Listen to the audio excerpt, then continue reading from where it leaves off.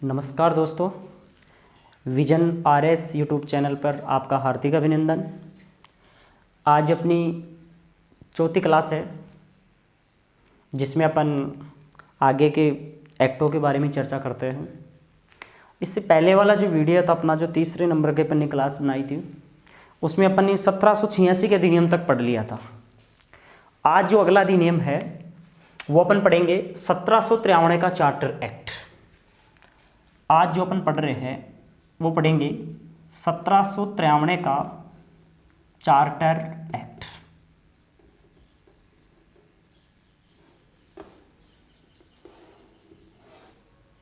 का charter act, देखो इसको हिंदी में बोलते हैं अधिकारों का पत्र। अधिकारों का पत्र, इसको हिंदी में अधिकारों का पत्र भी बोलते हैं। वैसे इतना कोई महत्व नहीं है, लेकिन इसकी दो विशेषताएं आपको याद रखनी है। नंबर एक विशेषता याद रखनी है, देखो जो ब्रिटिश ईस्ट इंडिया कंपनी है उसको 20 वर्षों के लिए यहाँ पर व्यापार की अनुमति दी गई थी। तो देखो अब यहाँ 20 वर्ष पूरे होने वाले हैं। तो इस एक्ट के द्वारा क्या किया गया, कंपनी को जो अधिकार पत्र है कंपनी का उसको 20 वर्ष और बढ़ा दिया गया। मतलब कंपनी के अधिकार पत्र को, कंपनी के अधिकार पत्र को 20 वर्षों के लिए बढ़ाया गया। 20 वर्षों के लिए बढ़ाया गया। याद रखना इस चीज को। कौन से एक्ट के द्वारा? 1753 की चार्टर एक्ट के द्वारा कंपनी के जो अधिकार पत्र है, इस अधिकार पत्र को कितने वर्षों के लिए बढ़ाया गया भाई? 20 वर्षों के लिए। और जब 20 वर्षों के लिए बढ़ाएगा तो अब सीधी सी बात है, ये कहां तक चला जाएगा? 1813 तक जाएगा।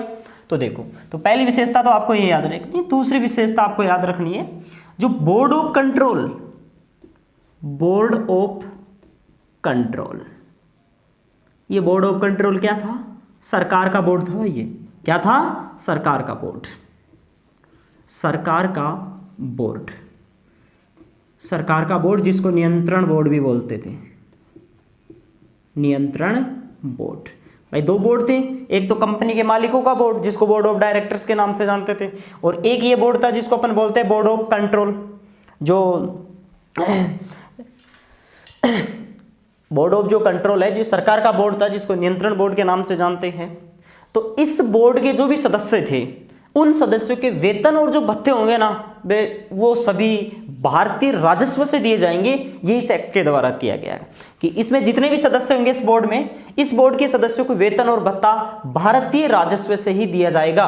क्यों भाई? ये भारत के लिए काम कर रहे थे, तो इनको वेतन और भत्ता भी कहां से मिलेगा? भारत के राजस्व से दिया जाएगा। तो बोर्ड ऑफ जो कंट्रोल है, उस बोर्ड ऑफ कंट्रोल के जो सदस्य हैं, बोर्ड ऑफ कंट्रोल के सदस्यों को वेतन, भत्ते भारत के राजस्व से दिया जाएगा।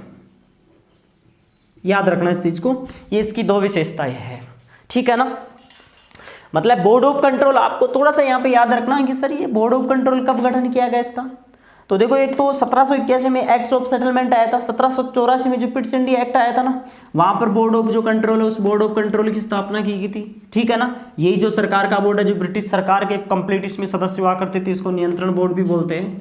तो ये वही बोर्ड था।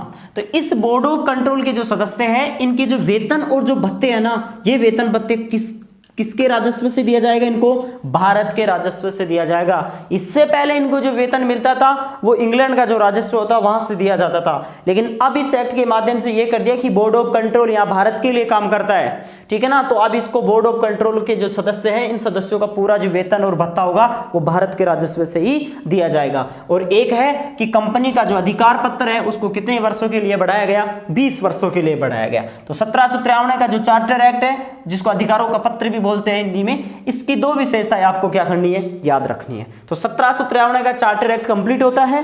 1753 के चार्टर एक्ट के बाद में जो एक्ट आता है भाई, 20 वर्ष गएंगे तो अब कौन सा आएगा? 1813 का चार्टर एक्ट आएगा।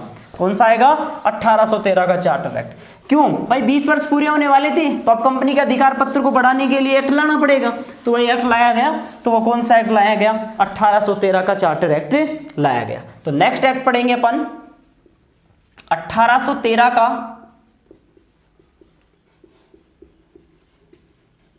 1813 का चार्टर एक्ट, याद रखना इसमें 1813 के चार्टर एक्ट में क्या क्या किया गया। तो इसकी विशेषताओं के बारे में अगर अपन चर्चा करें तो पहली विशेषता 1813 के चार्टर एक्ट की कि कंपनी का जो अधिकार पत्र है, कंपनी के अधिकार पत्र को 20 वर्षों के लिए बढ़ाया गया। तो भाई 20 वर्षों के लिए और बढ़ा दिया। अब इसकी कंपनी के अधिकार पत्र को 20 वर्षों के लिए बढ़ाया गया। कंपनी के अधिकार पत्र को 20 वर्षों के लिए बढ़ाया गया। 2 नंबर इसमें क्या किया गया, जो 1813 का चार्टर एक्ट है इसमें किया गया भाई, जो ब्रिटिश ईस्ट इंडिया जो कंपनी है, इस ब्रिटिश ईस्ट इंडिया कंपनी का जो व्यापार का जो आधिपत्य था, यहां पर एकाधिकार था जो व्यापार का, उस ब्रिटिश ईस्ट इंडिया कंपनी के व्यापार के एकाधिकार को क्या कर दिया गया, समाप्त किया गया। तो मतलब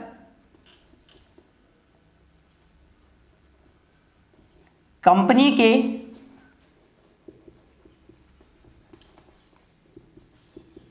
के भारत में व्यापारिक एकाधिकार को समाप्त कर दिया। लेकिन चीन व पूर्वी देशों के साथ चाय के व्यापार पर अभी भी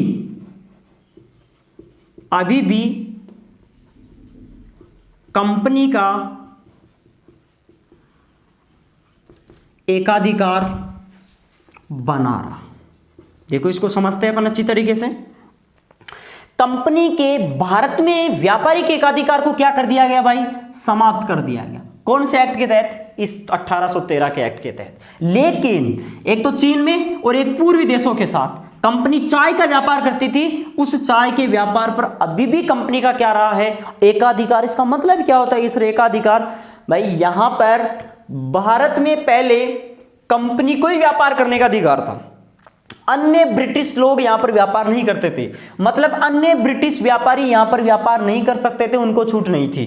कंपनी में पैसा लगा रखे थे जो व्यापारी, वही यहां पर व्यापार कर सकते थे। ब्रिटेन के अन्य व्यापारी यहां पर व्यापार नहीं कर सकते थे, क्यों, कंपनी का एकाधिकार था। लेकिन इस एक्ट के माध्यम से क्या कर दिया, इस कंपनी के एकाधिकार को समाप्त कर दिया कि अब कोई भी ब्रिटेन का कोई भी ब्रिटिश व्यापारी यहां पर क्या कर सकता है, भारत में व्यापार कर सकता है। लेकिन चीन और पूर्वी देशों के साथ चाय का व्यापार अभी भी केवल कंपनी ही करेगी, अन्य वो व्यापारी नहीं करेंगे। हाँ, वो भारत में कर सकते हैं, लेकिन इन देशों में चाय का व्यापार नहीं करेंगे। ये बात यहां पर आती है, याद रखना इस चीज को।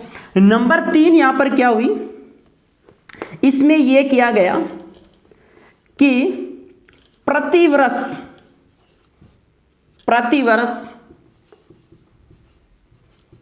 भारतीयों की शिक्षा के लिए 1 लाख रुपए खर्च किए जाएंगे। 1 लाख रुपए खर्च किए जाएंगे, ये भी आपको याद रखना है। इसमें यह किया गया कि जो कंपनी है, ये कंपनी प्रतिवर्ष भारतीयों की शिक्षा के लिए कितना रुपए खर्च करेगी, 1 लाख रुपए खर्च करेगी। भाई यहाँ पे कंपनी कमा के खा रही है, यहाँ पे तो भारतीय लोगों को एक मतलब शिक्षित करने के लिए प्रतिवर्ष 1 लाख रुपए खर्च करे। ये इसी एक्ट के माध्यम से किया गया। और नंबर 4 इस एक्ट के तहत जो बात की गई वो क्या की गई कि जो ईसाई मिशनरी है, ईसाई मिशनरियों को भारत में धर्म का प्रचार प्रसार करने की छूट दी गई।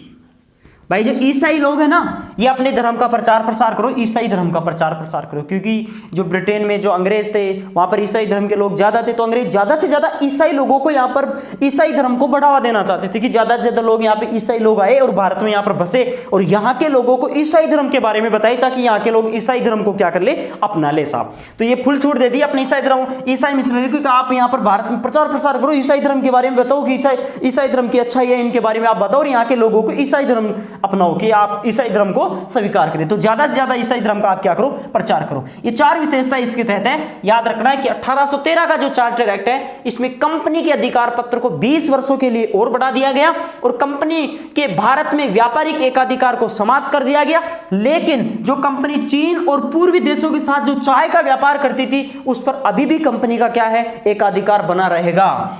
और प्रति वर्ष भारतीयों की जो शिक्षा है, उस शिक्षा के लिए कंपनी 1 लाख रुपए क्या करेगी, खर्च करेगी। और ईसाई मिशनरियों को भारत में धर्म प्रचार प्रसार की क्या दे दी गई, छूट दे दी गई। ये आपको 4 विशेषताएं 1813 के चार्टर एक्ट के तहत याद रखनी है। अब साहब 20 वर्षों के लिए बढ़ा दिया गया, तो इसके 20 वर्ष, इसका अधिकार पत्र कंपनी का 20 वर्ष कब पूरे होंगे, 1833 में। भाई 1833 में इसके 20 वर्ष पूरे हो जाएंगे तो कंपनी को आगे अधिकार पत्र देना है या नहीं करना है, वो आगे की बात है। 1833 में फिर कोई एक्ट आएगा, तो 1833 का फिर एक चार्टर एक्ट आता है। तो उस 1833 के चार्टर एक्ट के बारे में अपन फिर चर्चा करते हैं। तो देखिए 1833 का चार्टर एक्ट क्या कहता है। अगला जो एक्ट आता है अपना, वो आता है 1833 का चार्टर एक्ट। 1833 का चार्टर एक्ट। देखो साहब, इस एक्ट की क्या क्या विशेषताएं हैं, बढ़िया एक्ट है, याद रखना इसकी। पहली विशेषता की अगर अपन चर्चा करें तो साहब, कंपनी के अधिकार पत्र को 20 वर्षों के लिए और बढ़ा दिया गया। कौन से एक्ट के तहत है, 1833 के एक्ट के तहत। तो कंपनी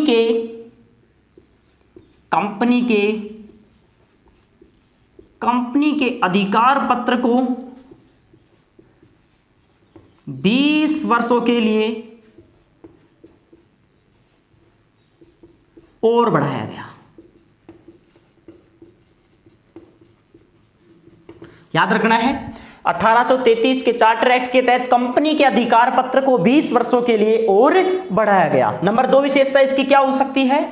नंबर 2 विशेषता बहुत काम की बात है, यहां से क्वेश्चन पूछता है हर एग्जाम में, कई बार एग्जामों में यहां से क्वेश्चन आ चुका है। वो कौन सा, कि बंगाल का जो गवर्नर जनरल है उसको भारत का गवर्नर जनरल बना दिया गया। भाई अब पहले बंगाल का गवर्नर जनरल हुआ करता था और उसका केवल बंगाल, मद्रास और बंबई या 3 पर उसका अधिकार हुआ था प्रशासन का काम, मतलब इन 3 प्रेसिडेंटियों पर वो प्रशासन करता था। लेकिन अब पूरे भारत का प्रशासन इसके हाथ में आ जाएगा।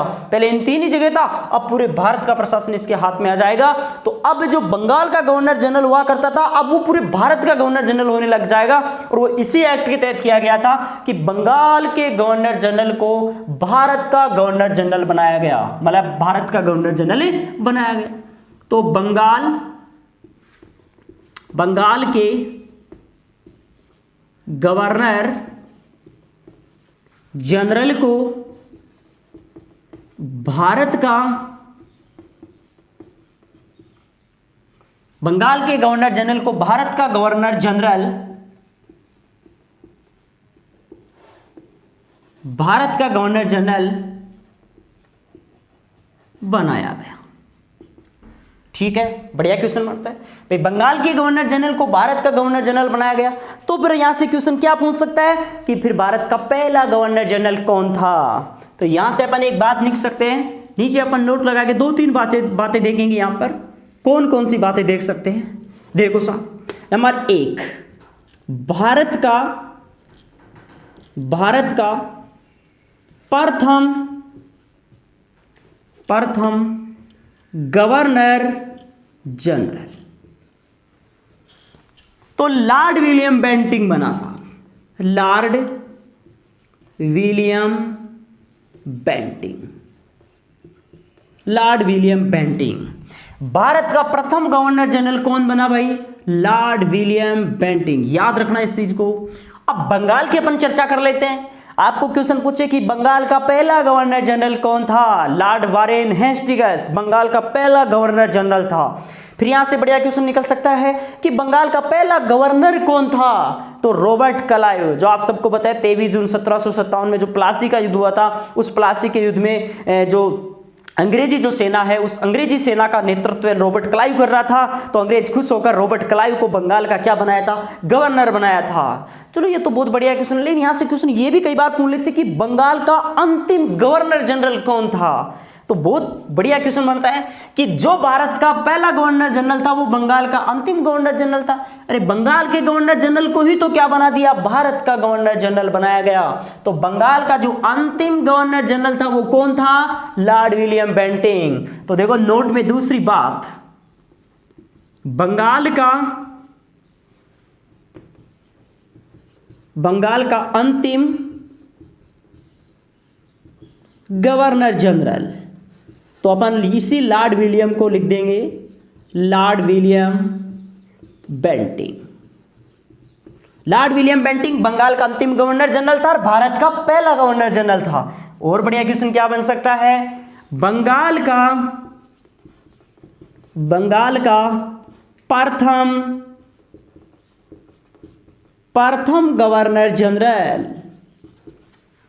Lord Warren Hastings, Lord Warren Hastings, ये बंगाल का पहला गवर्नर जनरल था। देखो बंगाल का पहला governor general Lord Warren Hastings, Bengal का अंतिम governor general Lord William Bentinck. देखो बोले सर बंगाल का जो गवर्नर जनरल है लॉर्ड वारेन हेस्टिंग्स है, इसको बंगाल का गवर्नर जनरल कब बनाया गया, आपने पढ़ा होगा। इससे पहले वाले अपन शुरू की जो क्लास पढ़ी थी दूसरे नंबर वाली, उसमें अपने जो 1773 का रेगुलेटिंग एक्ट पढ़ा था, उसमें पढ़ा था कि 1773 के रेगुलेटिंग एक्ट के तहत बंगाल के गवर्नर का पदनाम बदलकर क्या कर दिया, गवर्नर जनरल। तो इसी में बना था ये। और यहां से एक फैक्ट क्या निकल सकता है, बंगाल का पहला गवर्नर, तो बंगाल का पहला गवर्नर कौन होता है, रॉबर्ट क्लाइव। याद रखना है, इस नोट में आपको ये 4 बातें विशेष तौर से याद रखनी जो मैं आपको यहां पे लिख के बताया हूं। बंगाल के गवर्नर जनरल को भारत का गवर्नर जनरल बनाया गया, उसमें नोट में 4 बातें आपको याद रखनी है कि भारत का प्रथम governor general Lord William Bentinck बना, बंगाल का अंतिम गवर्नर जनरल जो भारत का प्रथम गवर्नर जनरल था वो बंगाल का क्या था, अंतिम गवर्नर जनरल था लॉर्ड विलियम बेंटिंग, और बंगाल का प्रथम governor general Lord Warren Hastings, और बंगाल का पहला गवर्नर रॉबर्ट क्लाइव। बता दोगे, ठीक है। दूसरी विशेषता हो गई।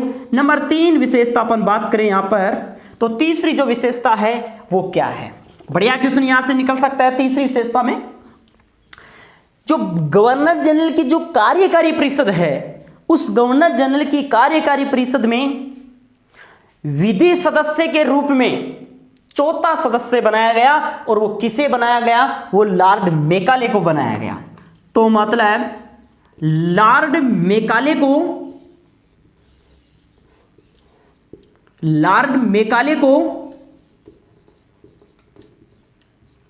गवर्नर जनरल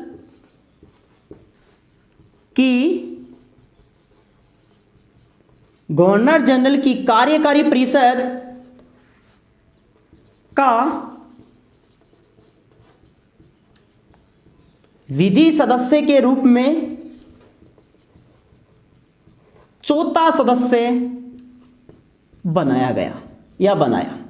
याद रखना है कि लॉर्ड मेकाले को गवर्नर जनरल की जो कार्यकारी परिषद है, इस कार्यकारी परिषद का कौन सा सदस्य बनाया, विधि सदस्य। कौन से नंबर का, 4था, क्योंकि इसमें 3 सदस्य हुआ करते थे, पहले 4 फिर घटाकर 3 किया, अब वापिस कितने हो गए, 4 हो गए, और 4था सदस्य लॉर्ड मेकाले को बनाया गया, और किसके रूप में, एक विधि सदस्य के रूप में इसको नियुक्त किया गया।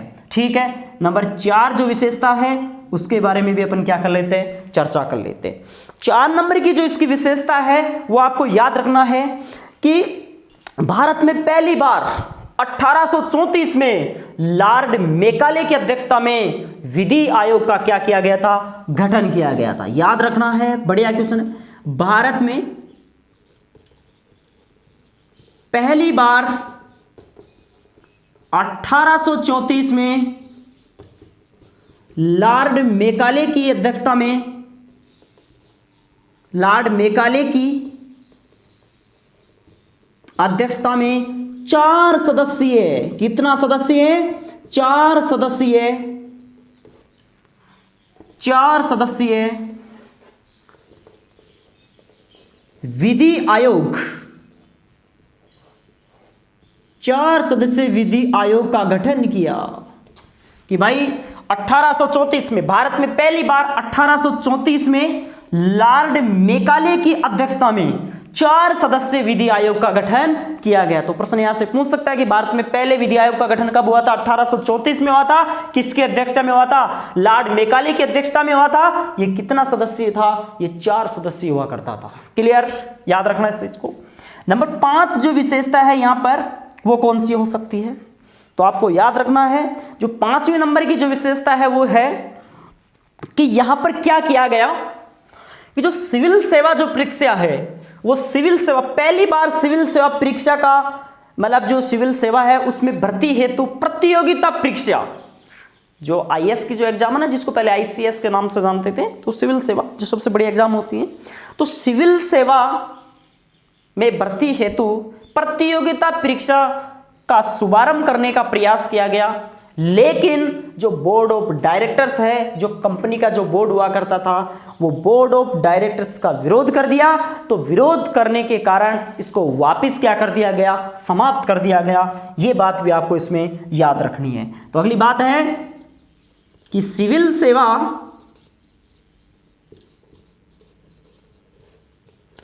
सेवा की भर्ती हेतु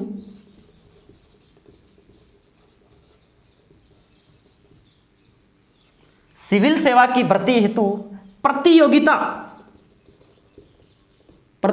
परीक्षा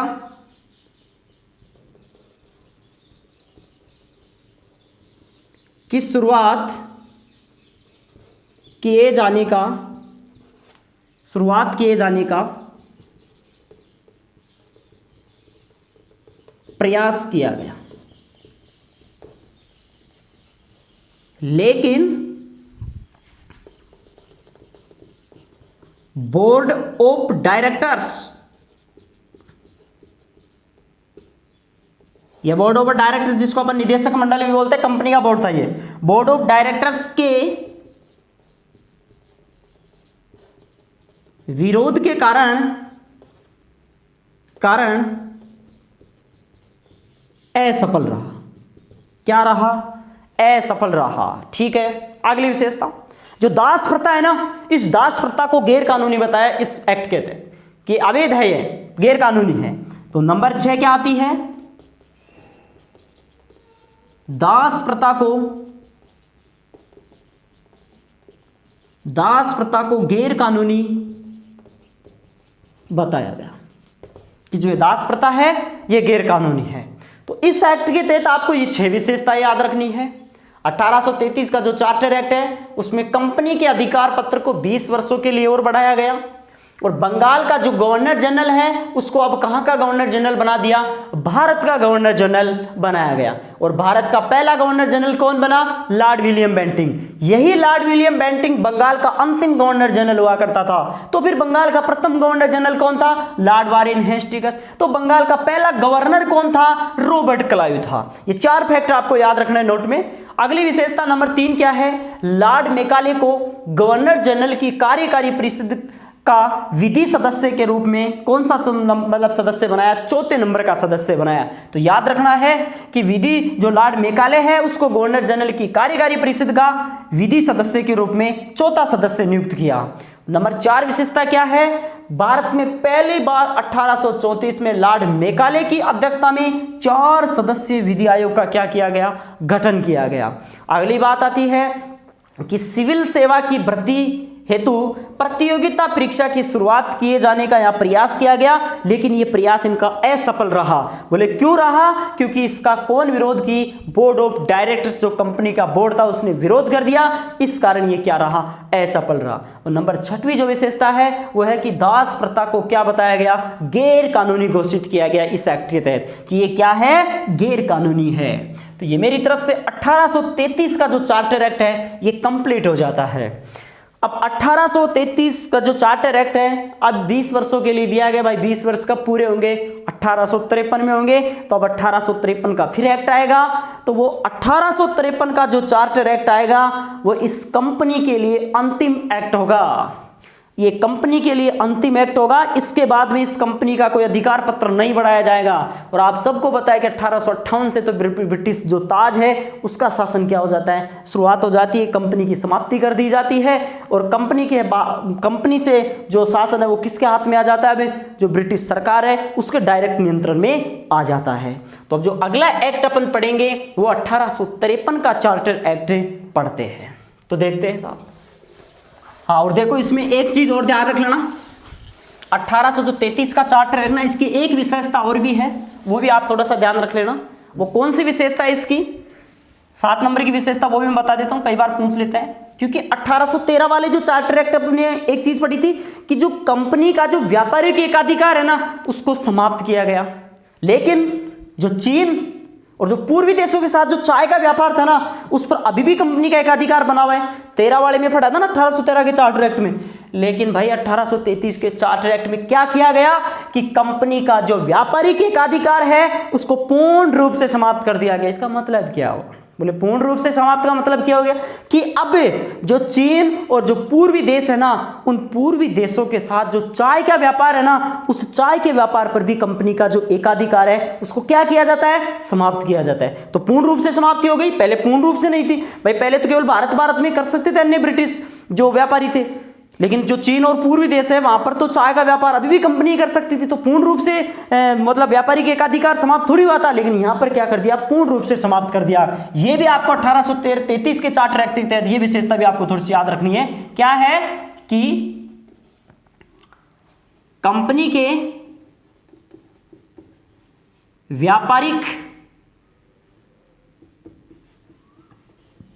व्यापारिक एकाधिकार को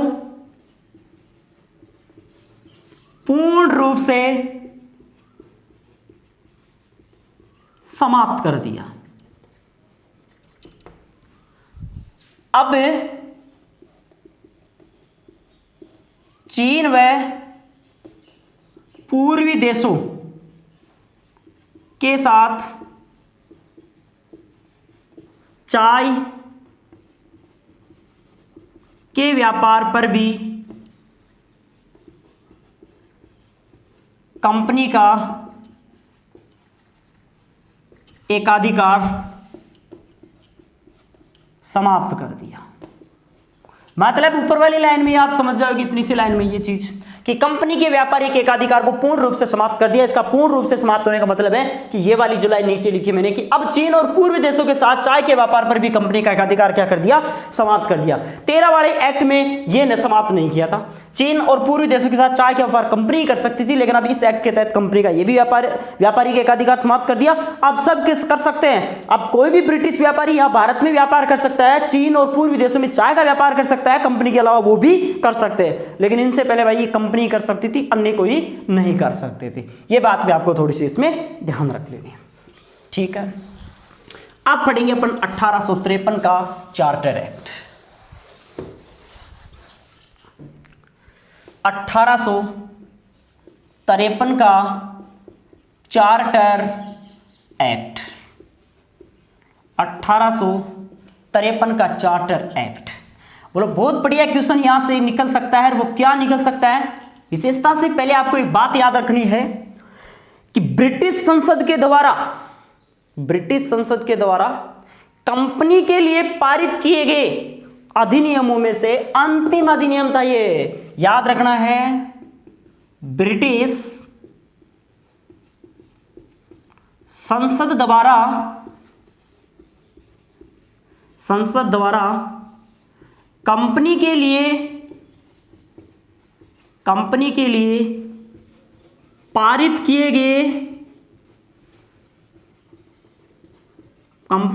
पारित किए गए अधिनियमों में यह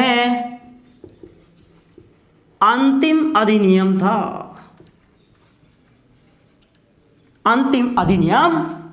ये बात आपको याद रखनी है। कि ब्रिटिश संसद के द्वारा कंपनी के लिए जो पारित किए गए अधिनियम थे, उन अधिनियमों में से अंतिम अधिनियम कौन सा था? 1853 का चार्टर एक्ट। तो फिर पहला कौन सा था? 1773 का रेगुलेटिंग एक्ट। 2 क्वेश्चन यहां से बन सकते हैं। नंबर 1 क्वेश्चन आपसे पूछ सकता है कि ब्रिटिश संसद के द्वारा कंपनी के लिए पारित किए गए अधिनियमों में से पहला अधिनियम कौन सा था? ऑप्शन में आपको 4 देंगे, उसमें आपको 1773 का रेगुलेटिंग एक्ट दिखते ही आपको उसको सही कर देना है। अगर अंतिम पूछ ले तो आपको क्या बताना है? 1853 का चार्टर एक्ट बता देना है, कोई दिक्कत। नेक्स्ट बात करते हैं। अब पढ़ते हैं इसकी विशेषताएं। क्या क्या विशेषताएं हो सकती है इस एक्ट की? विशेषताएं, पहली विशेषता की अपन चर्चा करते हैं। भारत में पहली बार केंद्रीय विधान परिषद स्थापित किया गया जिसमें 12 सदस्य होंगे। यह बात कौन से अधिनियम के तहत की गई? 1853 के चार्टर एक्ट के तहत की गई। तो याद रखना है, क्वेश्चन पूछ सकता है कि भारत में पहली बार विधान परिषद जो स्थापित किया गया वो कौन से एक्ट के तहत किया गया? 1853 के चार्टर एक्ट के तहत। भारत में पहली बार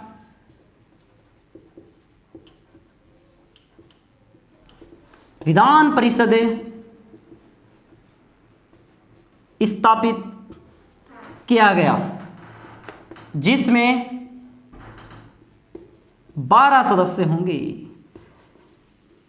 बोले इस एक्ट के तहत यह किया गया कि भारत में एक विधान परिषद होगा और इस विधान परिषद में कितने सदस्य होंगे? 12 सदस्य होंगे।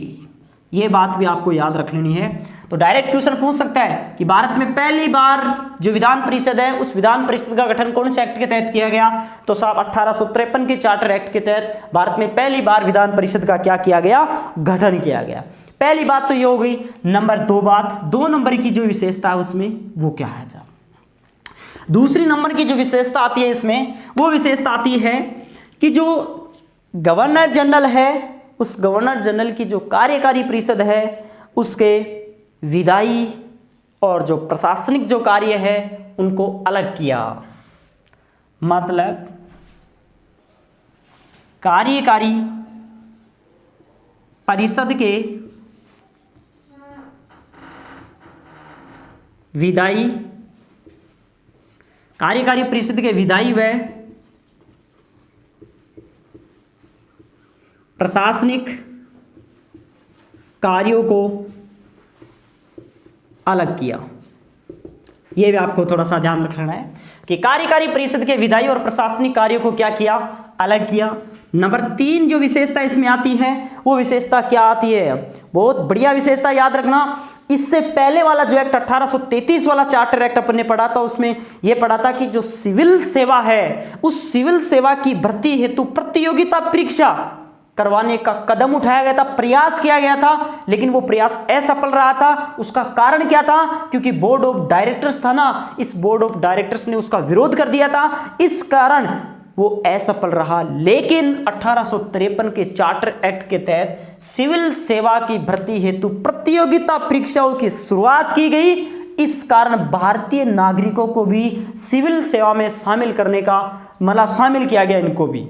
ठीक है, तो ये बात आपको थोड़ा सा याद रखना है। प्रश्न क्या पूछेगा कि भारत में सिविल सेवा भर्ती हेतु प्रतियोगिता परीक्षाओं की शुरुआत कौन से एक्ट से है? तो आपको बताना है 1853 के चार्टर एक्ट से। आपको 33 का चार्टर एक्ट देगा लेकिन वो नहीं बताना है क्योंकि वो तो असफल हो गया था उसमें, यहां से स्टार्ट मानी जाती है। तो इसकी विशेषता क्या है? सिविल सेवा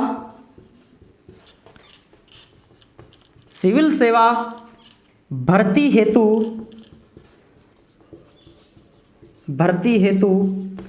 प्रतियोगिता परीक्षाओं का शुभारंभ किया गया। सिविल सेवा भर्ती हेतु प्रतियोगिता परीक्षाओं का शुभारंभ किया गया। याद रखना है भारतीयों के लिए भी प्रतियोगिता जो है सिविल सेवा जो भर्ती है इसमें शामिल होने का भारतीयों को भी मौका दिया गया। मतलब भारतीयों को भी क्या किया गया? शामिल किया गया इसमें। मतलब इस परीक्षा में इस परीक्षा में भारतीयों को भी शामिल किया गया। लेकिन एक चीज का ध्यान रखना है, इस सिविल सेवा में भारतीय लोगों को भी शामिल किया गया। इसके लिए कुछ पहले शर्त रखी उन्होंने, कि क्या रखी, उसके लिए पहले इन्होंने एक आयोग बनाया और वो आयोग सुझाव देगा कि भारतीय लोगों को सिविल सेवा परीक्षा में शामिल किया जाए तो उसके लिए क्या उनके लिए योग्यता होनी चाहिए, कितनी उनकी उम्र होनी चाहिए। मतलब सुझाव देने के लिए भारतीय नागरिकों को, भारतीय लोगों को सिविल सेवा परीक्षा में शामिल करने हेतु सुझाव देने के लिए 1854 में लॉर्ड मेकाले समिति का क्या किया गया, गठन किया गया। बहुत बढ़िया क्वेश्चन बनता है, नोट लगा के अपने को लिखना है इसमें कि भारतीय लोगों को सिविल सेवा परीक्षा में शामिल हेतु सुझाव देने के लिए 1854 में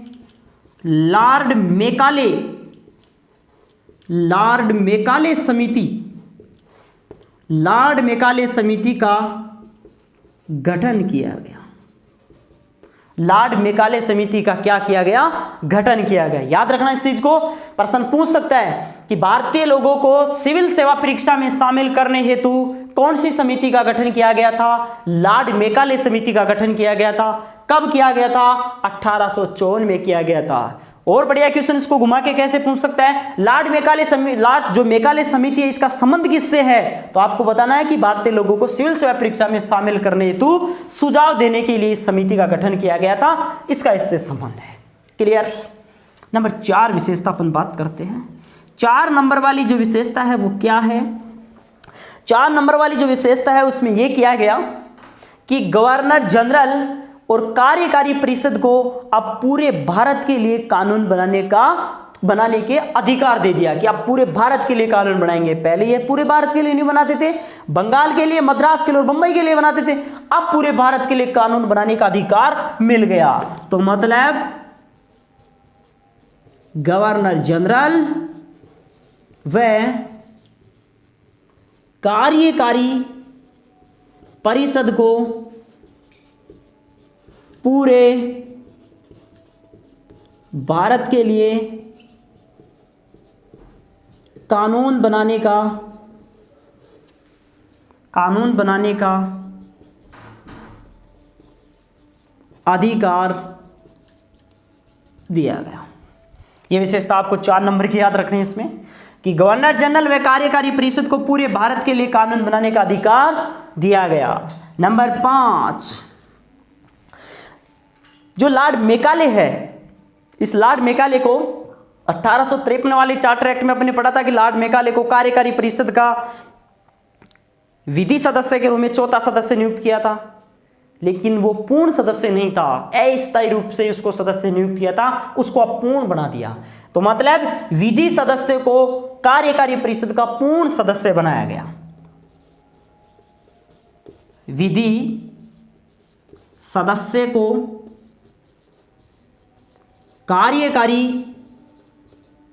परिषद का पूर्ण सदस्य बनाया गया। पूर्ण सदस्य बनाया गया।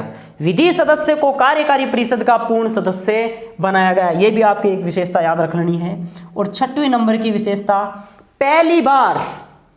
पहली बार विधान परिषद में स्थानीय प्रतिनिधित्व की शुरुआत की गई कि जो केंद्रीय विधान परिषद है इसमें स्थानीय प्रतिनिधित्व होगा, स्थानीय जो लोग हैं वो भी इसमें जाएंगे। तो मतलब पहली बार, बढ़िया क्वेश्चन बन सकता है, याद रखना,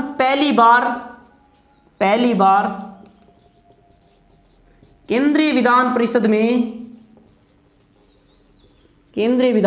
में स्थानीय प्रतिनिधित्व की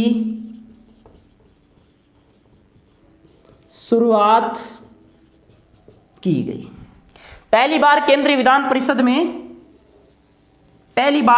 विधान परिषद में स्थानीय प्रतिनिधित्व की क्या की गई, शुरुआत की गई। अगली विशेषता, लास्ट इसकी जो विशेषता है वो 7 नंबर वाली, वो कौन सी है? देखो, आप सबको पता है, इससे पहले वाला जो अपने 1833 का जो चार्टर एक्ट पढ़ा था, उसमें अपन एक बात पढ़ी थी कि बंगाल के गवर्नर जनरल को भारत का गवर्नर जनरल बनाया गया। बंगाल के गवर्नर जनरल को भारत का गवर्नर जनरल बनाया गया। अब बंगाल वाला गवर्नर जनरल तो भारत का गवर्नर जनरल बन गया, तो अब बंगाल में क्या होगा फिर? तो भाई बंगाल में अब उसकी जगह लेफ्टिनेंट गवर्नर बनाया गया। क्या बनाया गया? Lieutenant governor. और सर फ्रेडरिक ये बंगाल का क्या बना? लेफ्टिनेंट गवर्नर बना। तो आपको याद रखना है 7 नंबर वाली जो विशेषता है, मैं इधर लिख रहा हूं, बंगाल में लेफ्टिनेंट गवर्नर नियुक्त किया गया।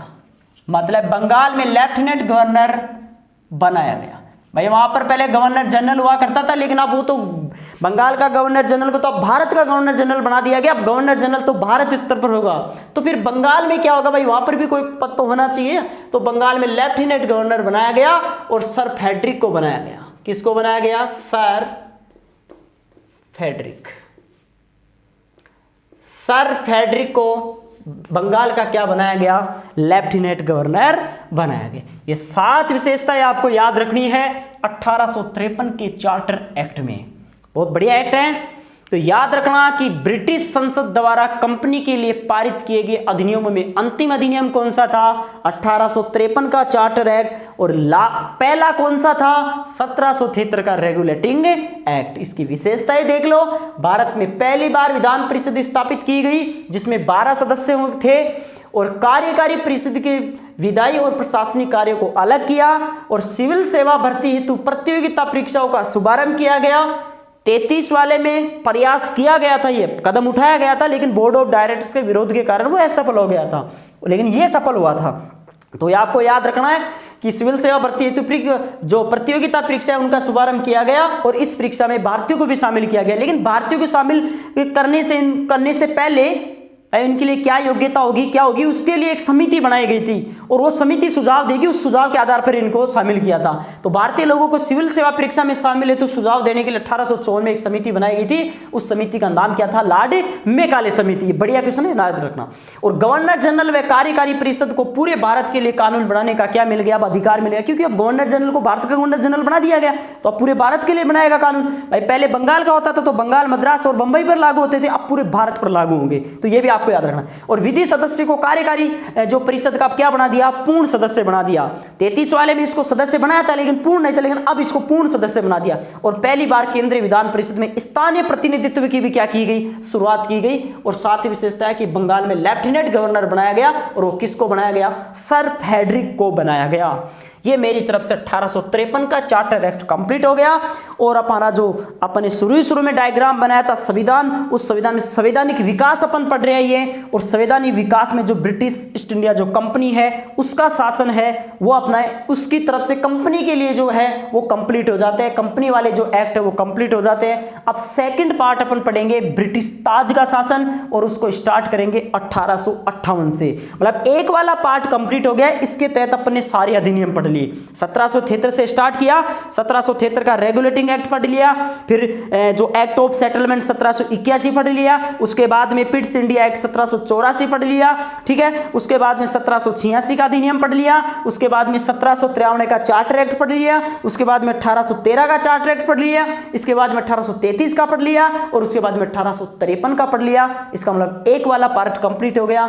अब अपन ब्रिटिश जो ताज है उसका शासन अगली क्लास में अपन शुरुआत करेंगे, वो सेकंड पार्ट। ये मेरी तरफ से कंप्लीट हो चुके हैं, ठीक है। आज की क्लास अपन यहीं समाप्त करते हैं, और सभी विद्यार्थियों से निवेदन है कि अपने चैनल को ज़्यादा से ज़्यादा सब्सक्राइब करो, उसको लाइक करो, शेयर करो, और हमारे वीडियो में अगर आपको कोई कमी लगे तो आप जरूर कमेंट के माध्यम से हमारे को बताइए, ताकि आपको और भी बढ़िया से बढ़ियापन देने की कोशिश करें हम। आप अगर नहीं बताएंगे तो हमारे को क्या, हमारी जो कमी है उसको पता नहीं चलेगा। कमी का तभी पता चलेगा जब आप लोग कमेंट के माध्यम से बताएंगे सर आपके वीडियो में इस चीज़ की कमी है, भाई दिख रहा सही नहीं है, या हमारा कोई पढ़ाने का जो तरीका है वो ठीक नहीं है। जो भी है आप निसंकोच बताइए हमारे को, आपको बहुत अच्छी चीज़ दी जाएगी। और पॉलिटिकल साइंस की आपको रेगुलर क्लासें मिलेगी। पॉलिटिकल साइंस है, इस पॉलिटिकल साइंस का कंप्लीट कोर्स आपको करवाया जाएगा, जो भी आप किसी भी एग्जाम में इसको पढ़ सकते हो, और बहुत बढ़िया तरीके से करवाया जाएगा। आपकी उम्मीदों पर हम खरे उतरेंगे। ऐसा नहीं है कि आपके साथ ऐसा होगा कि आपको 2-4 क्लास दे दी उसके बाद में क्लासें नहीं देंगे, नहीं। आपको जो विजन RS यूट्यूब चैनल है वो आपको रेगुलर क्लासें देगा।